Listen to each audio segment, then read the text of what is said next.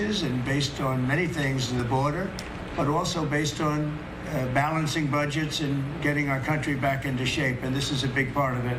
So Elon, if you could get up and explain where you are, how you're doing, and how much we're a successful guy. He's really working so hard, and he's got businesses to run. And in many ways, I say, how do you do this? And, you know, he's sacrificing a lot and getting a lot of praise, I'll tell you. But he's also getting hit, and we would expect that, and that's the way it works. So I'd like to have Elon Musk please say a few words. Well, thank you, Elon. Thank you, Mr. President.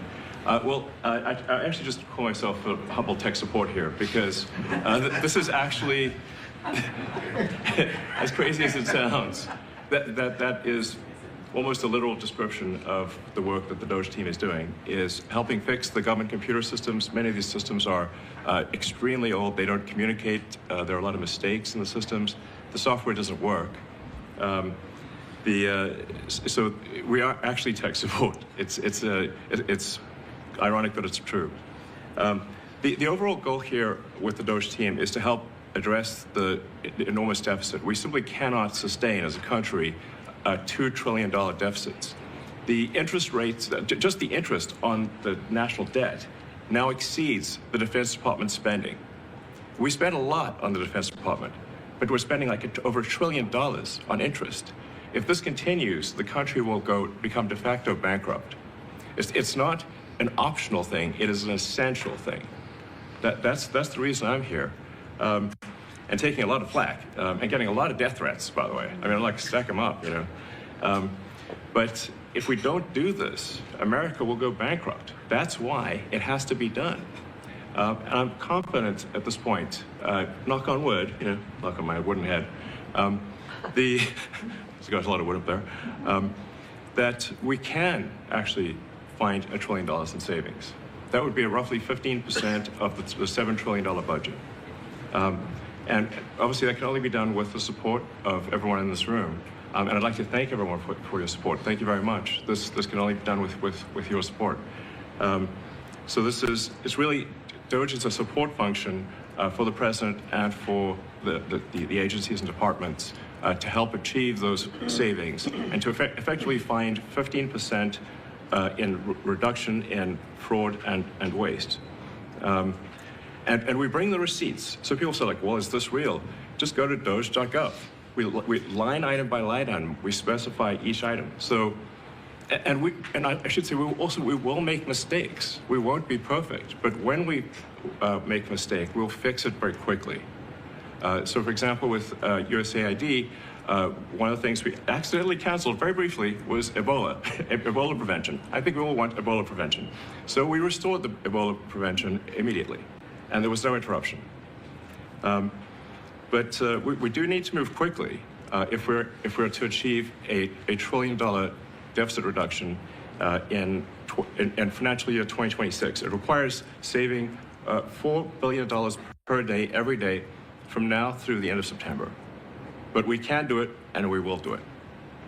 Thank you.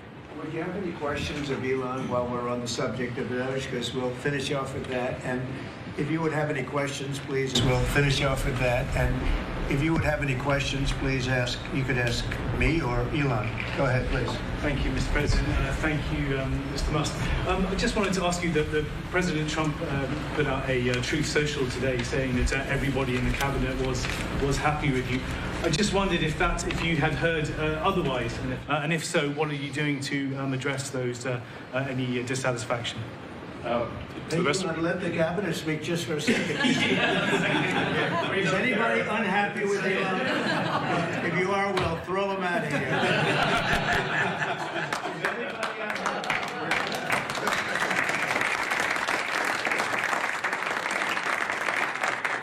I have a lot of respect for Elon and that he's doing this, and some disagree a little bit, but I will tell you for the most part, I think everyone's disagree a little bit, but I will tell you for the most part, I think everyone's not only happy, they're thrilled. So go ahead, Elon. I'm grateful. Ever. Literally. So, I do not give false praise. This is an incredible group of people. I don't think that such a talented team has actually ever been assembled. I think it's literally the best cabinet that the country has ever had, and I think the company should be incredibly appreciative of the people in this room. Go ahead, please. Yeah. Mr. President, thank you, Mr. Musk. Are there about half of the government employees so far appear to have responded to your request for what they've been doing over the past week? Is there a timeline in place for next moves for people being fired, and when can the American people expect to see results of that? Yes. Well, to be clear, I think that email perhaps was best interpreted as a performance review, but actually it was a pulse check review. Do you have a pulse? Do you have a pulse and 2 neurons? So if you have a pulse and 2 neurons, you can reply to an email. This is, I think not a high bar, is what I'm saying. This is anyone could accomplish this.